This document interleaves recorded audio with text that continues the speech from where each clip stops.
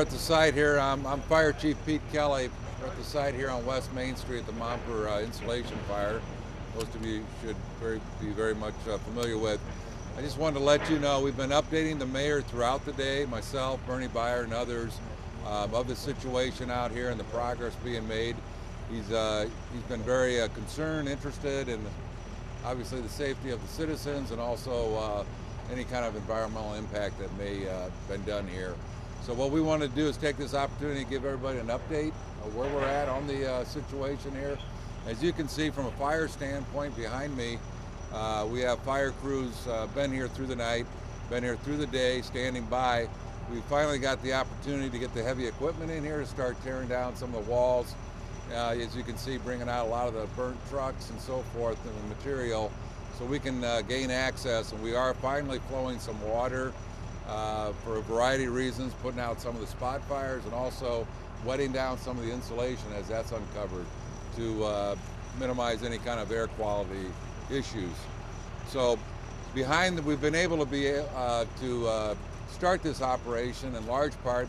There's been a ditch created behind this building that any kind of water we are flowing, it's catching it in that basin, so it's not getting into the junk ditch behind it. And so with that operation, we have with us today Rich Hackle with the Indiana Department of Emergency Management, IDEM, that's been working with Director Bernie Byer here and trying to resolve this situation. So right now, Rich, I'm going to turn it over to you and you can explain what you've done here for us. My name's Rich Hackle. I'm an on-scene coordinator with the State of Indiana Department of Environmental Management. The city responded yesterday to the fire out here.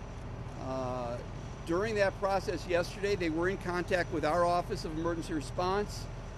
At the time, from what we understood, the city was doing everything they can, and they've done an excellent job with the situation. Of course, life safety and fire control is number one, and that was their primary focus. They did a great job, though, at taking the environmental issues into concern and isolating and minimizing spread of any release from the facility. At this point, we're addressing three issues today environmentally. As waste insulation is brought out of the burnt debris, it was generating dust. We're keeping that wetted down to minimize spread of dust and any lung problems that might cause for anyone. Additionally, also, the fire department had more fire they needed to address, as the chief has talked about. And for that purpose, we created a basin behind the facility to catch additional water so no further contamination leaves the site. Yesterday, while they were concerned with larger issues, some of the contamination did make it into the ditch. The city made a great effort and did contain the contamination to a short stretch of the ditch. There are dams located downstream and upstream from the facility to isolate the contaminated water. We're working currently through IDEM with the facility to address any further contaminated water that be caught in the basin out back, proper disposal of the waste insulation that's laying out there, and they're working with the company. They're in the process now of choosing a contractor that'll come in to treat the water in the ditch, and when it's released, it'll be as clean as the rest of the water in the ditch. It'll be released at normal levels of what would be acceptable for normal waterways in the state of Indiana. Further, as part of the release yesterday, when some of the contamination did make it to the creek, there were some fish that were killed. The DNR did come out yesterday, did identify there was a number of fish killed. They're further investigating that, and we're working with them.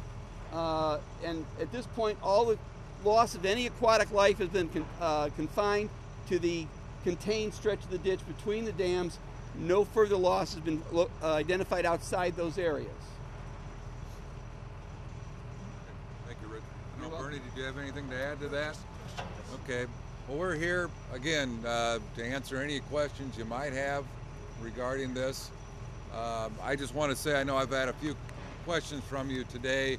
As far as a investigation on determine the cause of this fire, basically where we're at from a Fort Wayne Fire Department standpoint is it's going to go undetermined. As you can see behind us, the damage is extensive enough. We're not going to be able to really get in there and investigate it in our normal means. It's going to be handed over to the insurance company that the company Momper has, and they're going to investigate best they can and take it from there. So we'll be turning the scene over to them here once we get it cleaned up to a point. And basically, we're going to be here tonight until all the fire is out. As long as that takes, I would imagine we're going to be here pretty much through the night, and we'll take it from there. So any other questions for myself, Director Beyer, or Rich here? We'll take those now. Any concerns at all for any of the folks who were fishing this past weekend on the rivers, or anybody that was on the river, anything that they should be aware of? They were talking about some of the fishing were dead, anything that they should know? Anything that may have gotten, anything at all, any concerns at all that may have, it was stopped, but any concerns that anybody should be worried about? The contamination levels in the ditch are higher than what we normally would allow in natural waterways in the state. But they're not that great. They're not that highly elevated. There was a large dilution factor with a lot of fire runoff water and the water that was in the ditch and the rain that occurred. So the levels are not terribly high. As long as the water is not disturbed, people aren't going in the water. And from the appearance of the water, it should be such that most people aren't going to be attracted to or in the water. I would recommend not fishing in that isolated stretch, but for one reason, most likely the fish aren't there anymore. Second, it would be better not to consume any fish that were in that area. But outside of the contaminated area, we have no evidence of any other contamination outside of that. It's been well contained and confined. What are the most important contaminants that you're testing for as you measure levels in the junk ditch there? Well, first off, I'd like to also reiterate that the city did a great job and they've been very cooperative. The facility owners have also been very cooperative. Everyone's working together rather well on dealing with the situation under the circumstances. The facility has accepted responsibility and is taking every action that we ask them to take. I'm sorry, your question again? What are the most important? Oh, we're still reviewing the material safety data sheets. The one we're primarily looking at is one of the chemicals that the company uses contains isocyanates. We're still reviewing other material safety data sheets. And part of the reason I wanted to mention the great work of the city is they're helping with the water analysis and things of that sort also. The city put the dams together, have been doing the water analysis. The city's been very cooperative, very proactive, as well as the owners of the facility. Monitoring the air for anything from the smoke? At this point, we're not monitoring air today. My understanding was the fire department did some air monitoring yesterday of the smoke. We have minimal smoke today. My concern primarily was when I first arrived, as some of the damage and scorched insulation being moved, we had insulation blowing around. And much like anyone who works with insulation or asbestos, there is no, no, don't even say that. But those kind of particles, if they lodge in your lung, can be like an occupational hazard down the road. And so we're trying to keep, for the workers and everybody, that wetted down to minimize generation of dust. Rich, just to further on that, yeah, we did the air quality monitoring yesterday through the night and basically through the day here. But as you can see behind us here, basically the smoke is pretty much dissipated. What you're seeing behind us is from the shingles or whatever else being torn apart. So we've addressed that. So just a couple more questions real quick. You had one? Yeah, right over here. Rich? I have a question for Rich. Question is, you talked about the higher than normal levels of cyanide in the water. Was this fire put out properly? Why is that in the water? Like, how did that get to the water? Well, first thing, as I mentioned, the primary concern of the fire department is life safety, the safety of the firefighters and the public in general, preventing the spread of the fire to other structures and spreading through the city. That has to come first. Environmental concerns are secondary to all those. IDEM recognizes that. So the fire department followed acceptable practices and did what they had to. They had to put water on the fire to put out the fire to provide safety for everyone. That water, as it goes through the burning facility, picks up some of the chemicals from damaged containers. It comes out with the fire runoff water is contamination. Fire department was aware of those issues, but they had enough work on their hands dealing with the fire. They did a great job, though, in identifying and working with the county then to isolate the spread and minimize the spread of those contaminants. This is best practices of fire and emergency management. Do you feel comfortable with the chemicals that you're going to put in the water to get rid of that cyanide, or the way you're going to dump it? Is that actually, at this point, what we're most likely going to be doing is filtering the water. The water will be taken out of the ditch most likely and filtered. And the discharge from it, the filters will absorb the chemicals, and the water will be discharged at the acceptable levels. So you bring back our water, essentially? Yes. You filter it and give it back to us? Yes. Okay. Was there knowledge in advance when water was going on the building that there was cyanide in the insulation, or what? Is it in the insulation? Is that how cyanide is present? Or? Actually, in this case, the isocyanate chemical, if I'm not mistaken, is a product that's mixed with other chemicals in some cases and applied as a spray on insulation or a fireproofing. So it was a liquid in containers. It's not the insulation bats that you'd be familiar with. The company does work with insulation bats like you would pick up at the hardware store, but this isocyanate was probably in a chemical form for a chemical application. You treat the insulation with it? No, you probably have to ask the company more about how they use the chemical.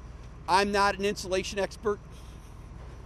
And as far as what the fire department knew yesterday, I was not here yesterday. I'd let the chief speak to that. Just real quick, and that's it's what's called MSDS sheets. They're on file. Once we got a hold of those sheets, it identified some of the material product that was in the building.